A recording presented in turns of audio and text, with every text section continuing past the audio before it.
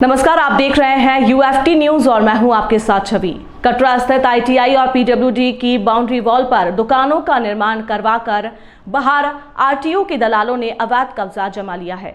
इसमें अधिकांश लोग कटिया कनेक्शन लेकर बिजली विभाग को लाखों का चूना लगा रहे हैं। इस संबंध में पूर्व में की गई शिकायतें भी बेनतीजा रहीं।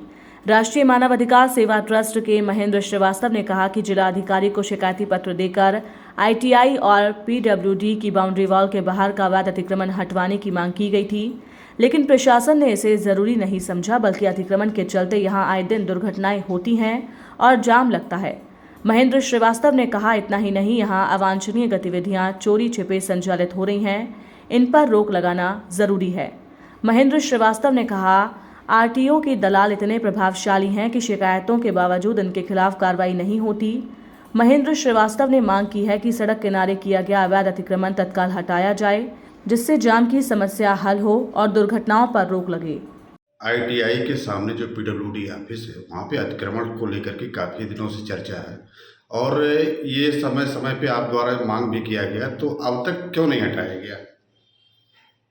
इसका जवाब तो जिलाधिकारी महोदया को देना चाहिए। लगभग हम 5 वर्षों से निरंतर स्वामी विवेकानंद जी की प्रतिमा लगाने को हम मांग कर रहे हैं और 5 वर्षों में लगातार कई बार लिखा पढ़ी भी किए, नगर पालिका परिषद में भी दिए, विकास प्राधिकरण में भी दिए, लेकिन इस पर कोई कार्रवाई हुई नहीं।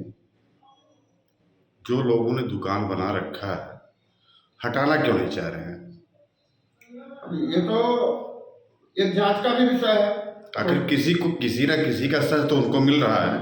जी हाँ, अगर सच मिलता नहीं तो वो लोग वहाँ आबाद नहीं होते जी, और वो किसके संरक्षण में वहाँ फल फूल रहे हैं, यही तो एक जांच का विषय है।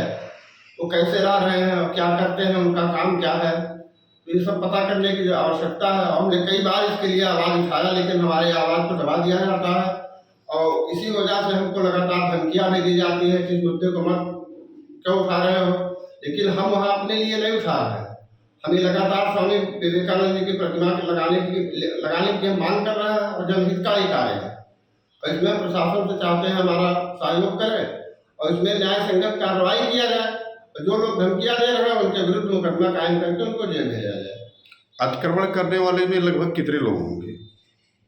अतिक्रमण करने वाले इसमें लगभग आप मान के चलिए 60 से 65 लोग हैं जी। और दुर्भाग्य की बात यह है कि ये स्थानीय लोग नहीं हैं जी, ये सारे लोग बाहरी हैं।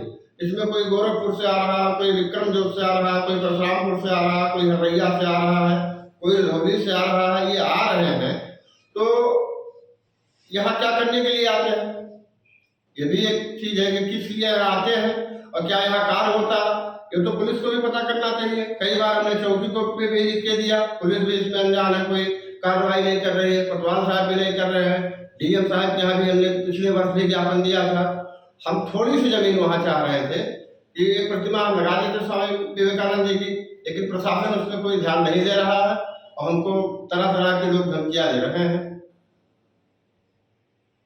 ये पीडब्ल्यूडी से सटे हुए लोग बैठ रहे हैं जी, तो पीडब्ल्यूडी कार्यालय की भी कुछ जिम्मेदारी बनती है जी कि अतिक्रमण हटाने के लिए इन्होंने कितना पहल किया, क्या किया, कहाँ इन्होंने चिट्ठी दिया, किसको हटाया, इसके मतलब इनके संरक्षण में पल रहे हैं। और दूसरी तरफ अगर आप जाएंगे तो आईटीआई का सटे हुए बाउंड्री वाला है, आईटीआई के प्रधानाचार्य या प्रबंधक इस मामले में हटाने में उनका कितना योगदान है, क्या है, आखिर उनको किसी ने बैठाया तभी तो लोग बैठे हैं, अपने मन से तो बैठे नहीं है।